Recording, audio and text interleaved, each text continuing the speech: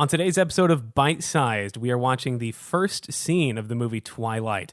For those of you watching along at home, that is from 0 minutes and 0 seconds to 1 minute and 8 seconds. And now, on to the episode.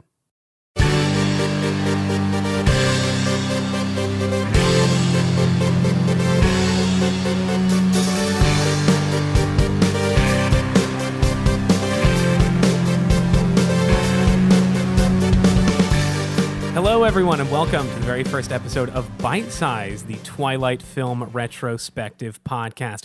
Before we get into the meat of the episode, I'm going to tell you a little bit about who I am and what this is. My name is Ben Hebert. I am a comedian in the Chicago area.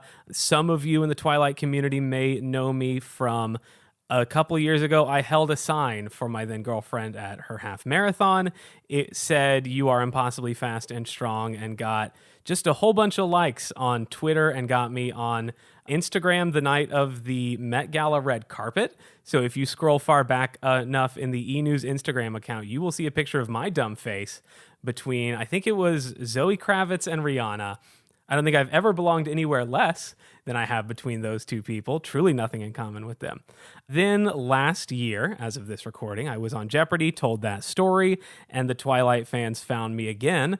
And here I am now making a Twilight podcast because what else do you do when you have those two experiences? Clearly, the universe is guiding you somewhere. So let's talk about what this podcast is. I have decided to take a look at the Twilight series in probably the worst possible way. Definitely the least convenient way. Myself and a different guest each week will be watching the Twilight movies one scene at a time. My guest, of course, will be watching their one scene completely devoid of context unless they have seen the movies before. It's sort of like the Star Wars Minute podcast for those of you who are familiar with that. So it's going to take a long time. Let's kick things off right now with our very first guest. She is also in Chicago. She is a TTRPG streamer and a TikToker and a Twitch superstar, some might say. She says she's a comedian on a good day. I'd say today's a good day. So you are a comedian. Sarah Murphy. Hi. Welcome to Bite Sized. Oh my God. I'm so excited to be here. When you told me about this, I was like, I need to be on this immediately. This is just my brand of stupid. Okay.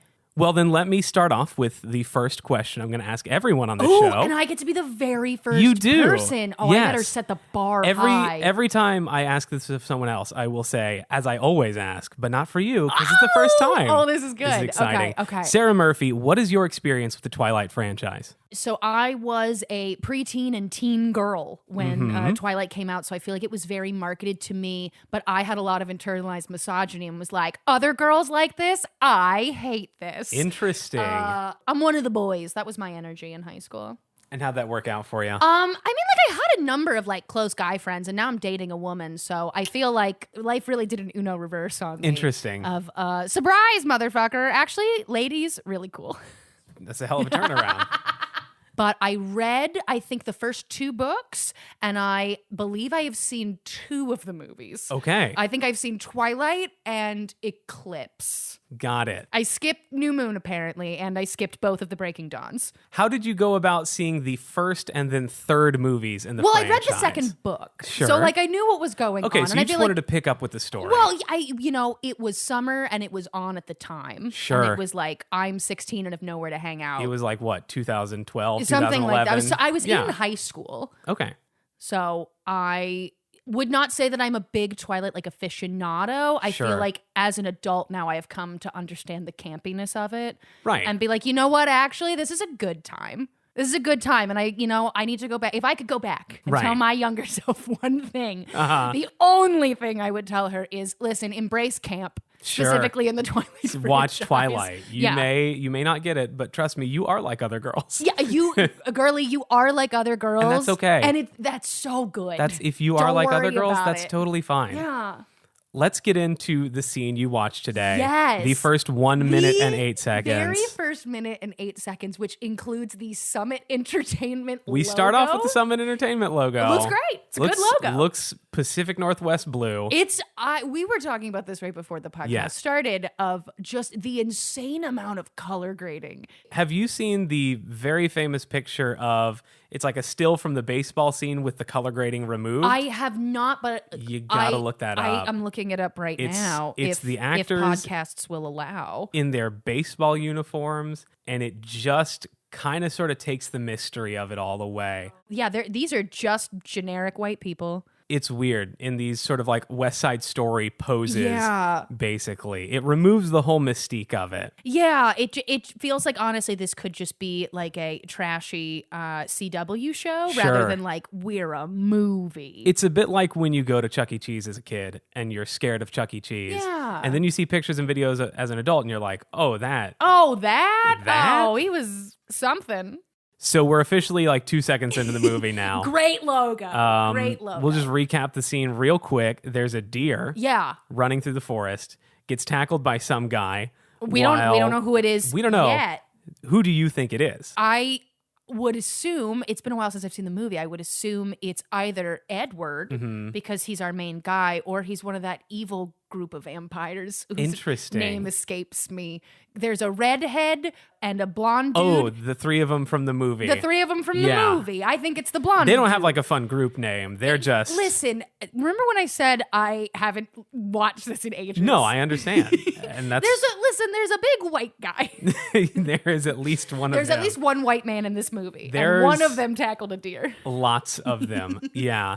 So this is the opening of the movie. There is an opening narration from... Kristen Stewart, Queen. We will later learn that's Bella very soon. Also someone I've come to appreciate more in my adulthood, and especially as a queer woman, being like, well, oh my God, how did I miss this? Right. She's gorgeous. She's had an acting career for a very long time. She has. She was in Zathura. I remember when that came out. Yeah. And it's weird to be like, right, she's like a legitimate actor. She was in like a Diana movie. Yeah, she was nominated for an Oscar. She's like a good actress. She's incredible. And like she gets memed to death for this, but like she was a kid. She was doing what she was told. She was a kid. She was just following, the director's directions. Exactly. She played an angsty teen girl, and she played it well. She did a pretty decent job of it, too. Some pretty interesting source material. Yeah. She's talking about, the exact words are, I'd never given much thought to how I would die. But dying in the place of someone I love seems like a good way to go.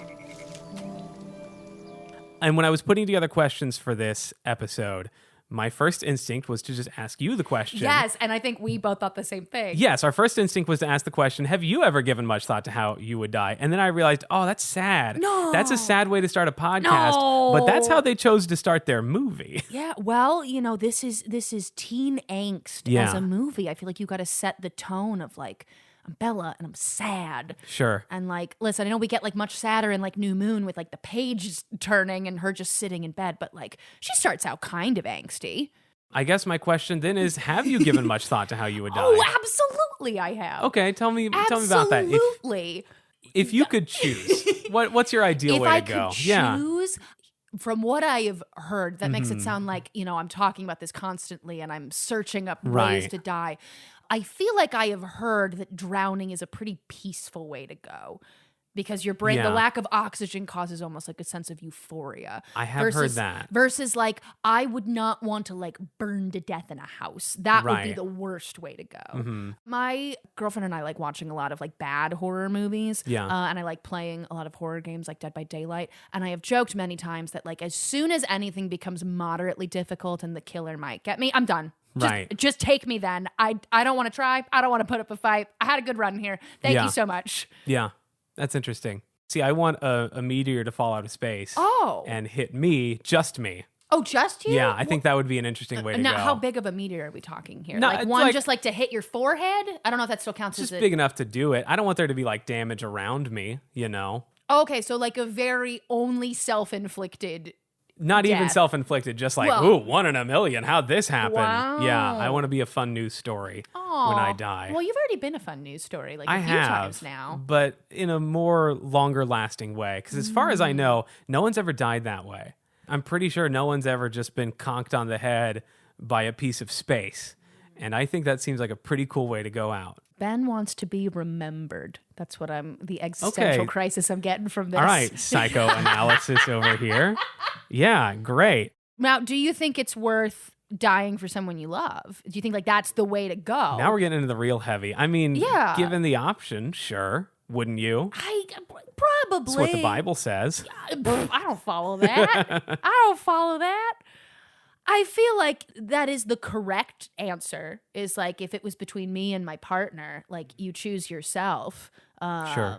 But then I think about, then you're just leaving them with like all of this trauma of like, wow, they watched you die. Now they got to live with that. It is almost sort of a burden you're putting upon them to be like, you gotta carry this now. I get the quick way out. You gotta deal with this now. You get to suffer. Yeah. You get therapy. So which is more of the suffering? Which is the more noble way? And this is what Twilight asks us. This is what Stephanie Meyer and Kristen Stewart and Robert Pattinson really want us to grapple with. Can we talk about how good of an actor Robert Pattinson is? I know he's not in this scene. Okay. He might be at the end. We don't know. Could be. Yeah. He's so good. I loved him in Batman. He's good, yes, in a lot of other things, and given a lot of strange things to do in these movies, including maybe tackle a deer. Maybe. Yeah. Maybe. Or it's another generic white man that I could not identify. It's just sort of a computer-generated blur, I think is what it was. I think it's supposed to be Edward, but you're not supposed to know that yet. I think to your point that it might be one of the three bad guys. They don't eat deer, though. They don't. They kill people. Right, because not to give you too much of a look ahead. No, listen. This is the only bit of this movie I will ever rewatch. Is just this first minute. My girlfriend and I will be sitting next to each other, and I will say, "Great, babe. Have a good rest of your night." I'm a purist. 1 minute and 8 seconds, and you're out. 1 minute and 8 seconds. That is done. What I require of you. You're never allowed to watch any other parts of these movies again. It's a commitment, but I think the friendship is worth it. My next question: the end of the scene is Edward or someone tackling a deer, of course. Do you, Sarah Murphy, think you could tackle a deer? God, I wanted to say absolutely, but the answer is no. Why because not? I would spend too much time thinking about it. Really? Of like, do I go for like strategy? Yes, I would get two in my head, like you do improv, so you'd understand. Like when you're on like the back line for something and you're stuck of like, I might have a joke, I don't know, like I'm sitting there thinking. Yeah. I'd be stuck in limbo of like, maybe I go for the neck, or do I like shove it, or do I try to like hop on its... Sure. I think a deer could kick my ass, and I'm comfortable enough with who I am as a person to say that I think a deer could kick my ass. Okay. When I was thinking about this and thinking about what you might say, what did you think I was going to say? I had a feeling you were going to say no, but then my two questions were why you could not tackle a deer. I had a feeling you were either going to say it was too fast or too cute. Because I think that's my big obstacle in tackling a deer. I think I'd feel bad. What has that deer done to me? Exactly. What? I'd be like, oh, come on. Right. Come on, he's just a little guy. He's just having some fun drinking from a puddle by a tree or something. Water. He's relaxing. Eating moss. I don't know. Unless he like owes me money or something. Or you need his blood to live. I need his blood. There's no other deer around. It's very Mark Zuckerberg of them. Yeah. There's other ways they could get blood, animal or human, I suppose, but the fact that they choose to kill that which they eat is admirable and kind of weird. How good do you think Edward was at tackling deer the first time he had to do it?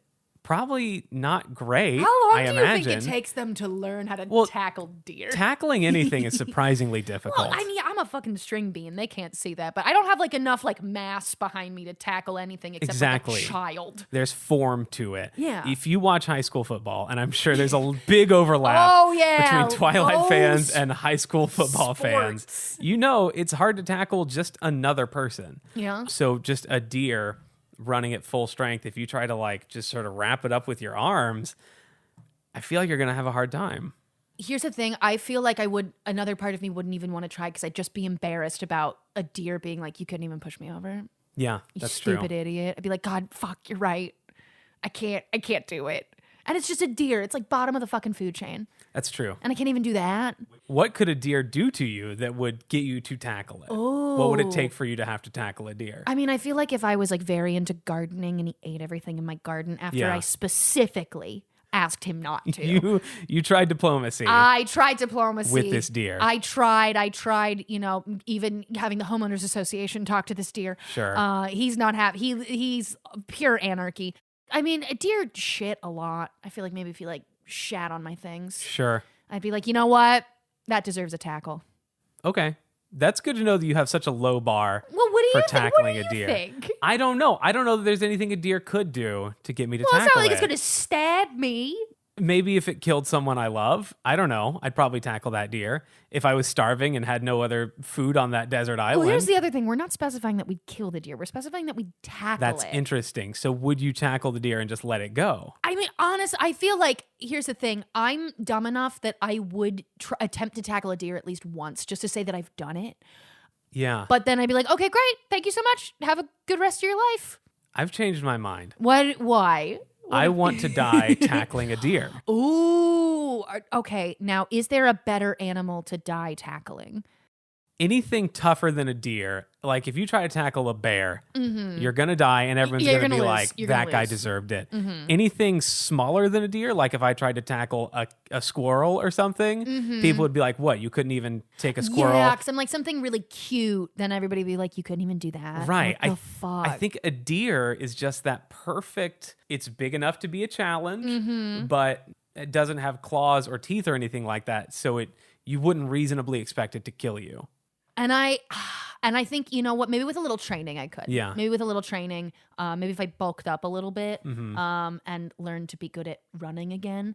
Because that Are you was bad at running that. now? Well, that was a thing I wanted to mention because, you know, you did this because you're now your partner now Fiance, fiance. currently, yes. Just in case you're like, I don't want to tell the people. That's fine. That private information. We got engaged on live television. That's very fair. That's very fair. I just want to respect the boundary. Yeah. I used to be a half marathon and marathon runner. Really? I have run 2 marathons. Okay. And a handful of half marathons. So when I saw that you did this sign, I was like, oh, that's like the exact kind of shit you want to see out there. Right. Something original, something funny. Right. Now I feel like next time you have to make a sign that's like, you could tackle a deer. And no one's going to understand what that Interesting. means. Except for the listeners Except of the for show, the I listeners. guess. Yeah, this is listen, we already have now a bite-sized inside joke. Already? From episode 1. Episode 1. Episode 1. That's I've amazing. set the bar so goddamn high. All other guests have to live up to this now. They have to create their own inside joke.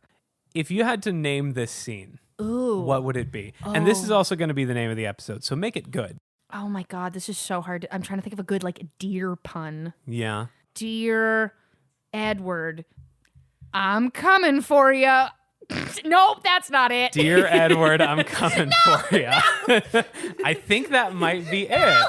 It took you a few minutes to come up with that. And by a few minutes, listeners, listen. It really took like a straight up minute. Okay, Yeah. Listen. That good old podcast magic will make Yeah, it good seem old like no podcast. time. Whoa. But I need the listener to know I sat for an hour while Sarah stared Yeah. at her phone. Listen, and I cried. I called some people. I had a come to Jesus moment. It I was like, rough. I can't think of a good pun. Yeah. How can I ever call myself a comedian? We said this was a good day, and I am a comedian. I guess I'm not so sure anymore. Dear Edward, I'm coming for you. Specifically spelled Y-A, not coming for you. I'm coming for you. YA, like young adults. Yeah, because this is a young adult. Sarah, that's book. so brilliant. Thank you. It's worth the wait. Thank you. Now, deer, is that spelled D-E-A-R or D-E-E-R? D-E-E-R. Okay. Well, because there's a deer in this scene. Right. That's honestly the Dear only thing I wanted to include Edward. was a deer pun. And you did so much more than that. I have not asked you. Mm-hmm. I mean, you mentioned at the top that, you made this sign for your fiance. Yes. What is your experience with Twilight? Were you a big Twilight head when the books and the movies came out? No, not really. I had very little exposure to Twilight. Listeners, I'm going to go more into my introduction to Twilight with our next guest, Oh, that's Will fair. Nicholson. That's fair. Because it leads into his whole thing. That's fair. That's fair. But Twilight, it was something I knew about, but I always knew just sort of wasn't my vibe. Mm-hmm. And so I never paid that much attention to it until I got into my current relationship with my now fiance, who is obviously a big Twilight fan. That's how I got here. And so the first time we watched them together and I saw them through her eyes, it sort of gave the movies a new meaning for me that I previously had not seen. Because I was just taking them at face value as just movies. Yeah. But watching her watch them and enjoy them, at the same time, genuinely enjoy them and also laughing at the dumb parts. Right, because, obviously, yes, there was a lot to laugh out of, okay, this is, over the top and ridiculous. But, clearly there was stuff that people latched onto. Otherwise, Yes. this never would have become as big as it did. Yes. People were die hard for this stuff Right, when it came out, which baffled me. I never as a got teenager. that. Right. I didn't fully get it either. Like you're fighting over wolf boy or vampire boy, and like it's so easy to make fun of. Like, oh, like he sparkles, he's full of glitter. This is so ridiculous. It's like, yeah, it's fun. Yeah. Whoever said that everything has to be serious? Like, this is just fun. It is silly. There is an inherent silliness to it. And I'm glad that can be appreciated. You know what really makes me laugh more than anything about Twilight is the descriptions of fashion in this book. Are you aware of this? I have not read the books. You've not read the books? No. At one point, Bella is described as like trying to not look like too sexy as a teenage girl, and is described as wearing like a full-length khaki skirt. Yikes. Because Stephenie Meyer is Mormon. Sure. You know, that's got to color everything she does of like, well, it can't be too sexual. Right. Got to be vaguely sexual enough. But still appropriate and romantic. For the Mormon church. I love that you just crossed yourself, something that Mormons do not do. Well, listen, I am a former Catholic myself, Sure. so this is all the time, always, is Father, Son, Holy Spirit. Sure. And I was homeschooled, raised Southern Baptist. Oh. Seen a many ankle-length khaki skirts in my time, and I can tell you. So then, where you were growing up, was it very much like apathy towards like Twilight, of like, oh, like this is stupid and people are into it, or was it like one of those like, this is the devil's work? Not really. Like that was like Harry Potter, yes, of like magic stuff, and this is like magic adjacent. Yeah, I've been wondering about that too, because I never heard or saw anything like that, and I wonder if it's just because it never happened, or if it's because people looked at me and said like, he's not gonna get into Twilight. Yeah, we won't bother with him. It was very specifically like my demographic of like young teenage right. girls, but then also like people much older, like adult women were very into this as well. Right. But I feel like it was meant to be for people my age, of like a very simple high school romance with vampires. That's basically it. Plus deer. And an unnamed white man that we will never probably ever see again. No. You won't, because you'll never watch this again. Well, no, because I'm going to stop at 1 minute and 8 seconds because I'm a purist. Yeah, you have to. Did you know that this book, the quote at the opening of this book is from Genesis? Really? Yeah, the opening quote is, "But of the tree of knowledge of good and evil thou shalt not eat of it, for in the day that thou eatest thereof thou shalt surely die." Genesis 2:17. Even more just heavy-handed symbolism than what we get in the movie. And look at that. The book starts out basically the same way, except not about... The opening line here is, "I'd never given much thought to how I would die, though I'd had reason enough in the last few months, but even if I had, I would not have imagined it like this." That's too many words. That is too many words. Honestly, I think it does a much better job. I forgot that it kind of the preface starts in media res. Right. Okay, yeah. Well, there's no deer in the beginning of this book. No, that would be kind of odd if the book started off and there was a deer in the woods and a blurry guy tackled it. But moving on from that would be a little hard to get across.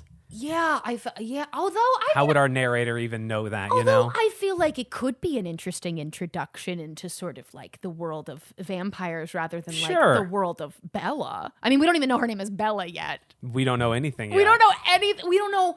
This is the wildest thing. In this 1 minute and 8 seconds, I don't know where we are. I don't know what year it is.